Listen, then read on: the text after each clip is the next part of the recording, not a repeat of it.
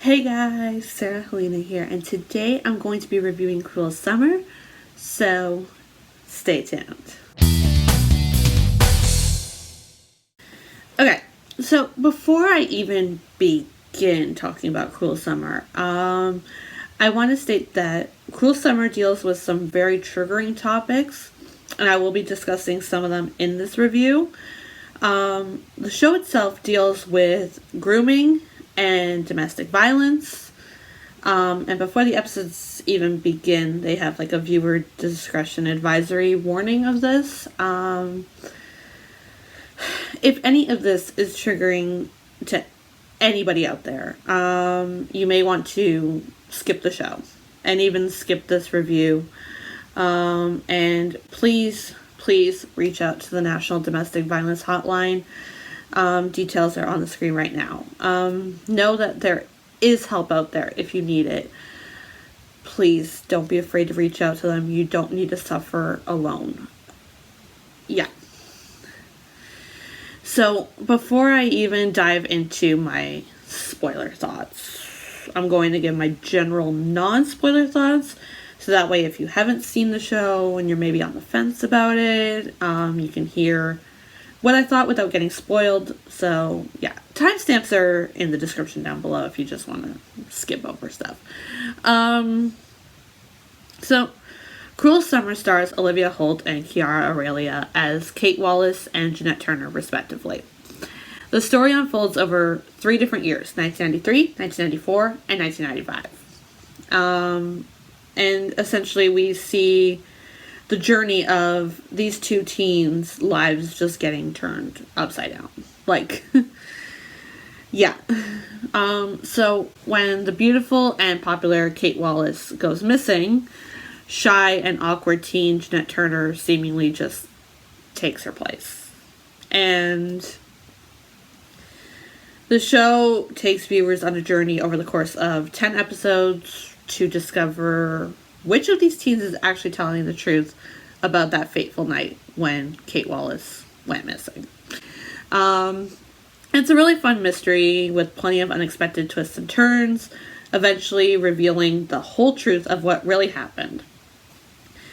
The whole cast does such a phenomenal job playing these characters, honestly, like everybody. And if you're worried that the 3 different years might be too confusing to follow, you don't really necessarily have to worry about that because they show you in like large text as you're like entering the screen what year it's in. But also like the hairstyles are different, the clothes are a little bit different, and the coloring is slightly different. So there's plenty of different indicators to essentially let you know what time period you're in. Yeah, now we're moving into spoiler territory. So, if you haven't seen the show yet, or you are not caught up on all 10 episodes, go watch them, come back here, and then you can hear my spoiler thoughts. And also note that I will be talking about those trigger warning topics. So, last chance to click off if you are triggered by any of that stuff. So, right out of the gate, we learn that Kate was kidnapped and held against her will by the vice principal, Martin Harris. And when she's rescued, she publicly accuses Jeanette of seeing her and saying nothing. So that leads to Jeanette's newfound popularity just crashing and burning around her because everybody believes Kate. But Jeanette also maintains her innocence, so it becomes a case of which girl is actually telling the truth.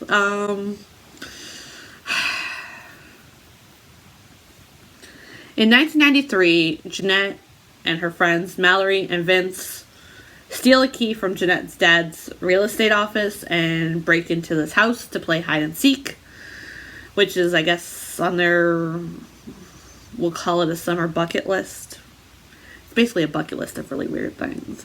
And when Martin Harris comes home to start, moving in, he runs into Jeanette, who is looking for Mallory and Vince. And Jeanette plays it really cool, and she's quick on her feet to basically say, oh, like, my dad sent me here to, check on something in the basement or whatever. And so while Martin and Jeanette go down into the basement, Mallory and Vince are able to escape, and then Martin lets Jeanette go, so all three of them just escape unscathed. But Jeanette develops an affinity for breaking and entering into this house. Like, she does it so many times, it's kind of creepy. Now, as for Kate, we see that Martin has developed a very unhealthy attraction to her. Like, very unhealthy. And he's essentially planting himself as her savior. Like, we're friends. I see you as an adult. You can turn to me with anything that you're, dealing with. All the common cases of grooming. Like, it's really creepy.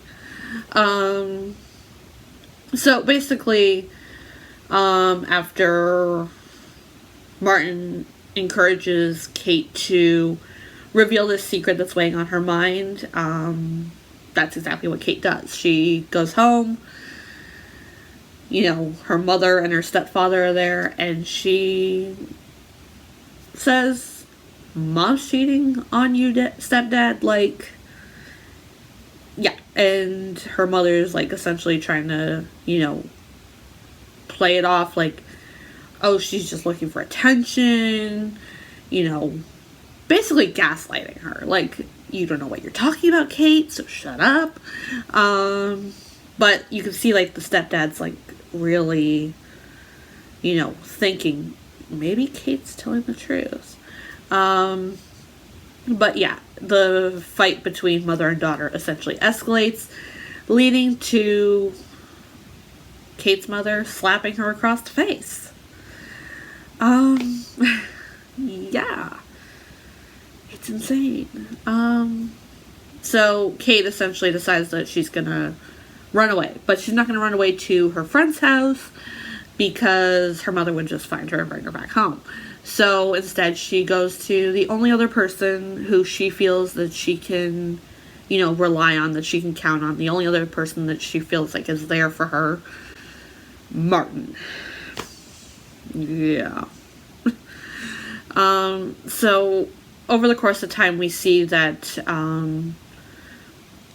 she goes from being sort of this scared of her mother and what her mother's gonna do teenager who's basically run away to, her vice principal's house, to eventually being like his lover. Like, thankfully we don't see anything beyond like kissing, because that would be a little too much, but it is heavily implied that that is happening, and it's like too disturbing, make it stop.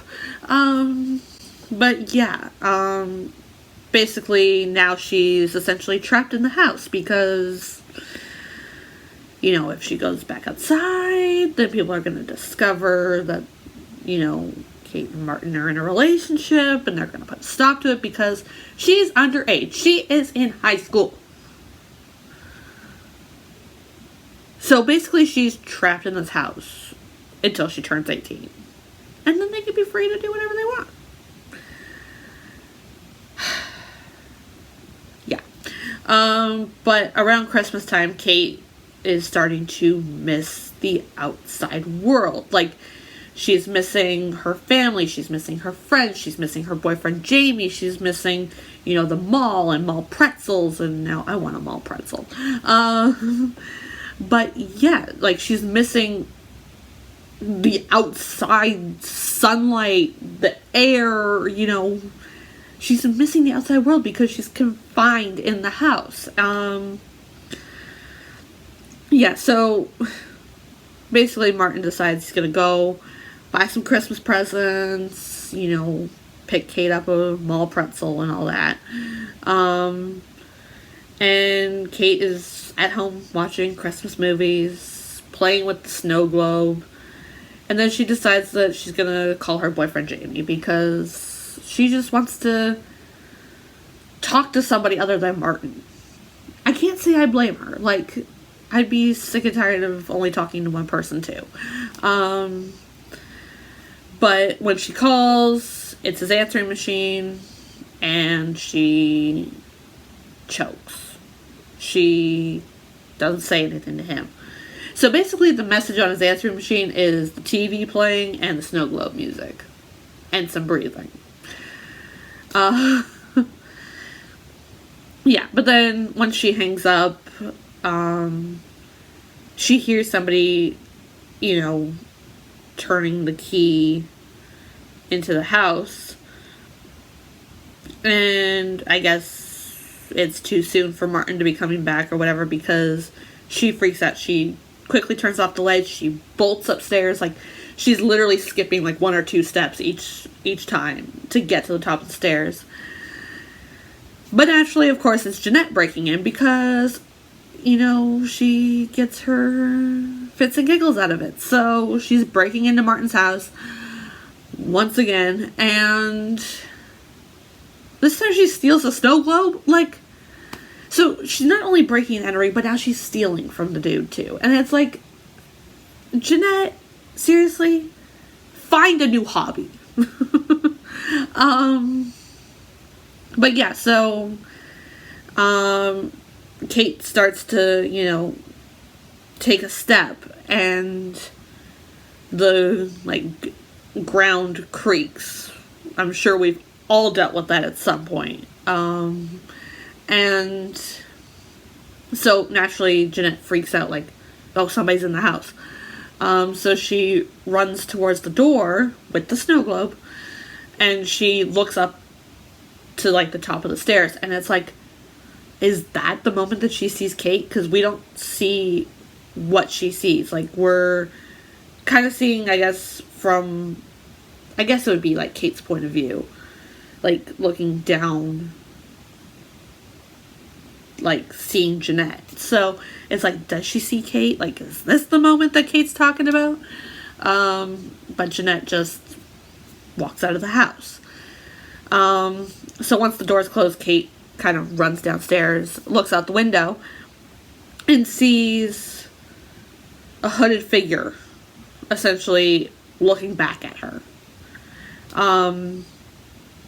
She can't see who it is. Is it Jeanette? Yeah. So basically, it's Christmas Eve or whatever, and Kate decides, what, she needs a taste of the outside world. So that night she goes back to her house and sees her mom and her stepdad laughing. And it is such a heartbreaking moment because Kate's standing there believing, okay, their lives are better off without me. They've clearly gotten over missing me. And it's if her parents had literally turned to the window, the wide open window, and saw her, all of this could have been avoided. Right? So Kate leaves because she's well, clearly they're happy. But she doesn't see that it was just literally a moment of laughter with them. And they've been crying for months. And, her mother just does not have the energy to deal with Christmas. It's just it's all so much. And if, her parents had turned around, they would have seen her. If she had stayed a little bit longer, she would have seen that, her parents are actually miserable. Yeah, anyways, she's back home, sneaks into bed, Martin's eyes open, and it's oh, great. So, the next day, Martin and Kate are having dinner, and he confronts her about leaving, and she's just forgive me for wanting to breathe outside air. Like, and, like, he's like, do I sound like your father? And she's like, no, you sound like my kidnapper. And, like, you could see his face, and it's like, oh, shit. Like, I'm not her kidnapper, but, oh, she really wants to go home. So she asks, like, where her suitcase is. He says it's in the basement.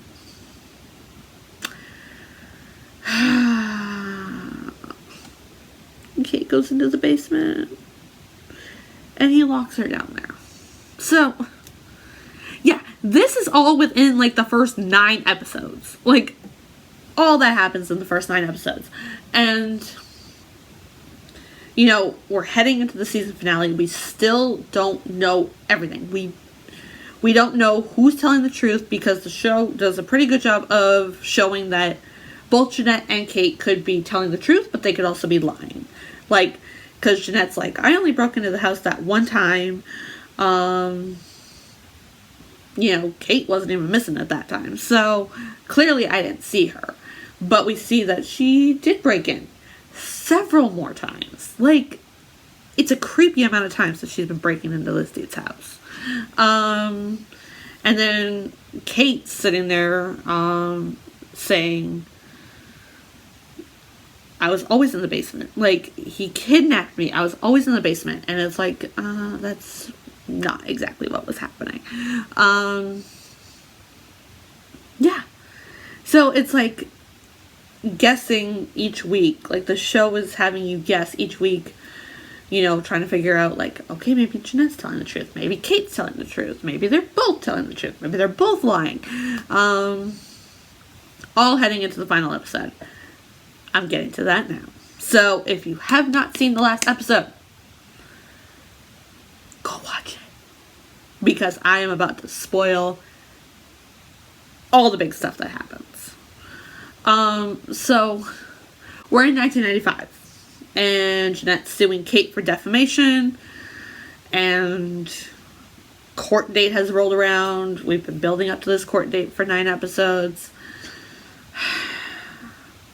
Jeanette's lawyer springs the conversations that Kate was having with her stepsister online, where she basically admits that, you know, Martin didn't always have her in the basement. And, yeah, it's just a lot happening in this, like, first day of court. And the next day, Kate, Jeanette, they skip court, they go to Martin's house, and they are determined to learn the whole truth of what happened. All of this could have been avoided if we had done this a lot sooner. Yeah.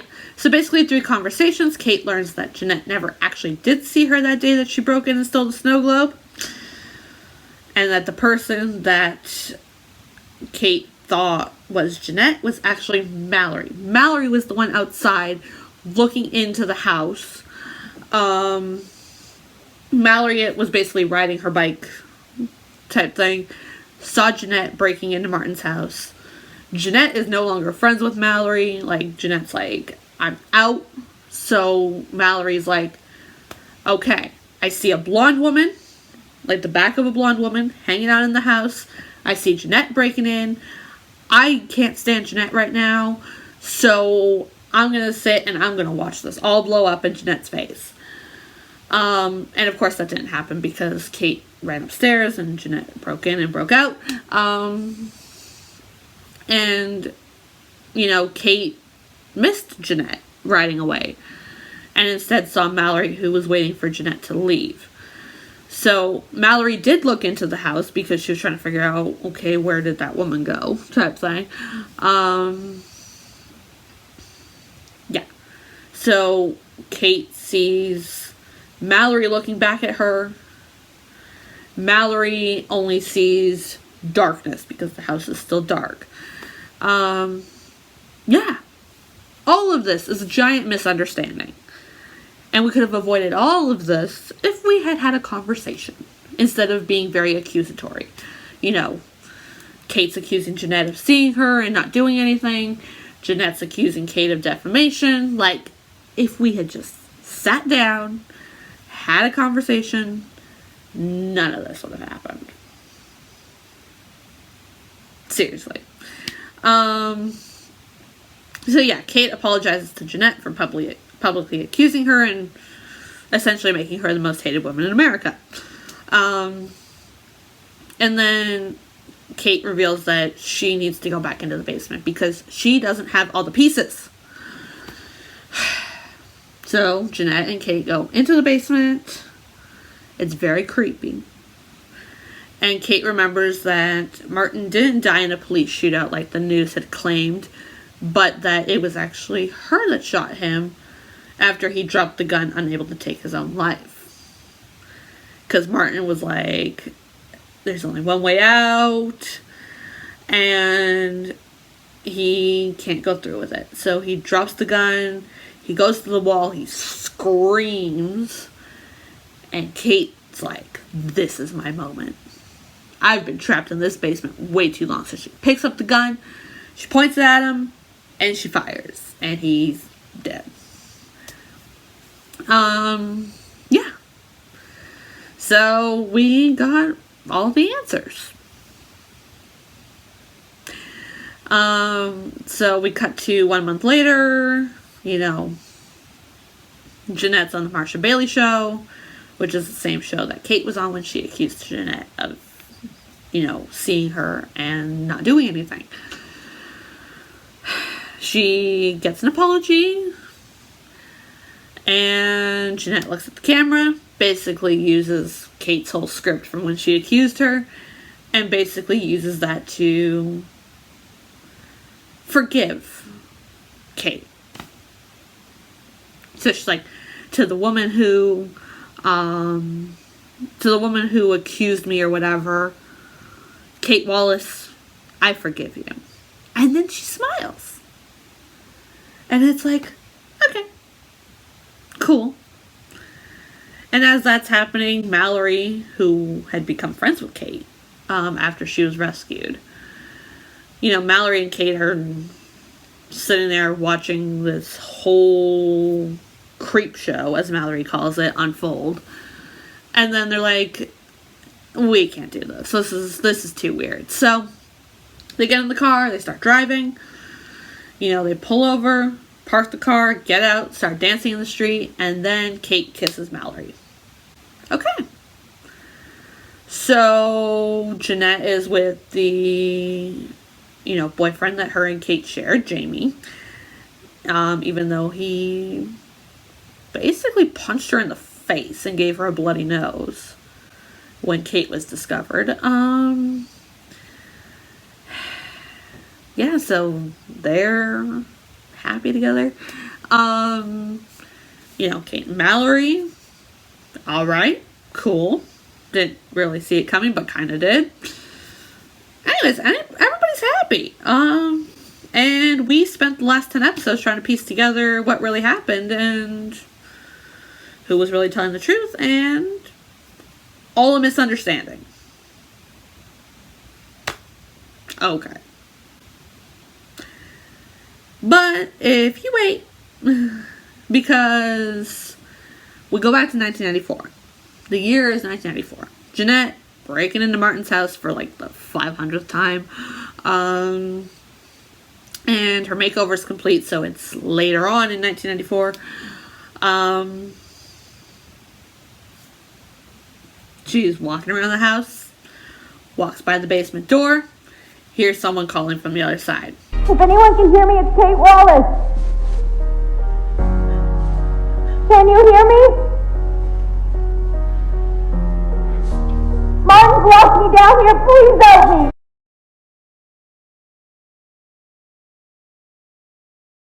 Please help me out. You're so very special. Is anybody there? But I'm a creep. It's like, okay, so Jeanette is a psychopath. Great. Yeah, like I said, the show is filled with twists and turns, like literally to the very end. we all sit there and we think, okay, this is over. We got all the answers. And we don't, because they still throw a twist at us. And I love that. I love all the twists and turns. But the twist at the end with Jeanette knowing that Kate was being held prisoner by Martin is particularly one of my favorite twists, because it makes sense. Like, early on in the season, I think it was maybe the first or second episode, it's basically revealed, they found Kate. And Jeanette's response is literally, do you know where they found her body? Do they know who killed her? What? Like, I didn't say that they found her body, but you're assuming that she's dead. Like, it's weird. But then again, you can brush it off like, okay, Kate was, gone for like a year. And yeah, maybe she was dead, because why wouldn't she have come back? Yeah. And then we see Jeanette watching a movie and essentially practicing, looking like the wrong party, heading into her court battle. Like, she's watching this movie, or was it a TV show? I literally can't even remember. Where the woman's on the stand and she's like crying, like, it's not my fault, like, and she like is trying to like mimic that, and it's like, okay, a little weird, but sure. But probably my favorite part out of this is Jeanette wasn't actually lying. Like, yeah, she knew that Kate was, being held prisoner, but when Kate came back and was rescued, she said that Jeanette saw her. So literally anytime somebody would accuse her, it was, you saw her. You saw her. You saw her. You saw her. And she's like, I didn't. Like, pure psychopathic behavior.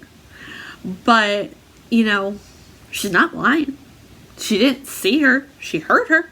And she didn't see her. Right? And it's like, if they had figured out how to reword their phrasing, like,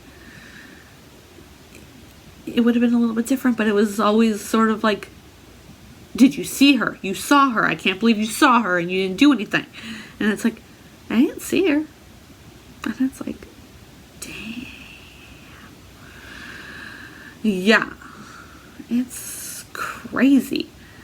Like, it was a roller coaster of 10 episodes. Like, 10 episodes doesn't seem like much, but it was like a whole roller coaster ride. And it was like, I can't believe all the twists and turns that are coming from this. Like, it's so good. Like, honestly. And honestly, I had a feeling that, it was all a misunderstanding from the beginning. Like, I was like, okay, maybe Kate thought Jeanette saw her, but Jeanette didn't actually see her. So, that whole misunderstanding angle, I was buying it. And I was like, okay, a little anticlimactic. But, whatever. And then the twist happened and I was like, what? Hold on. So yeah, I was completely caught off guard by the end. I really enjoyed Cruel Summer. I really did. I love mystery type things. So it was a lot of fun just trying to like put the puzzle together as we were getting pieces within all the episodes, and it was like, yes. One thing I do want to talk about, though, is Cruel Summer being renewed for a second season. It has been.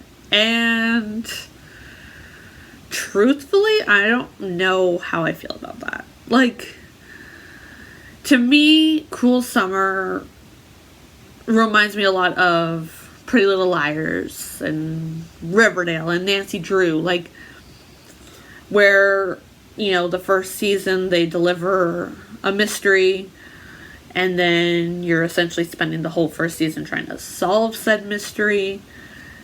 And then you get all the answers at the end. And great. But the thing with Pretty Little Liars and Riverdale and even Nancy Drew, it's like, once you move past that, it's a little bit like, okay, how many more times can we go through this? Like, how many more times can these characters literally be facing, murderers, facing, supernatural beings? Like, how many more times can we do this before it starts to get very repetitive, very old, very boring? Now, I will give Cruel Summer a chance with season 2. I did watch all of Pretty Little Liars. That was a journey. And I'm still watching Nancy Drew and Riverdale. So Cruel Summer season 2. It's only fair that I give it a chance. But I'm not sure how Cruel Summer works going into another season. Like, we dealt with this. Are we gonna deal with it again? Like, how many more times can these people go through being kidnapped or whatever? Like, what are they gonna do with season 2? Now, to be fair, the producers and them guys don't even know. So, I guess we'll sit back and wait. One thing I can see Cruel Summer doing, is kind of going the route of Why Women Kill. So, Why Women Kill season 1 had, certain characters. Their stories played out. And then season 2 brought in a whole new set of characters and is telling sort of a similar type story. So I can kind of see Cruel Summer doing that. Bringing in all new, characters and telling a similar yet different type of story. I might prefer that option, honestly, even though I would miss this fantastically talented cast. But I think to take these same characters and be like, here's another horrible situation that could play out for you guys. Like, it's like, okay, but like, I don't know. So I really don't know how I feel about season 2 of Cruel Summer, but, we'll wait and see what they got planned. So, that was my review. Really long, poor recap, I guess, of Cruel Summer. This was a challenging show to review because, being over the course of different timelines and, different things being revealed in each episode from different timelines, it's kind of all over the place. And I was like, how do I do this? I wasn't even sure I was going to, but I was like, I really love Cruel Summer, so I have to praise it. But how on earth do I review it? So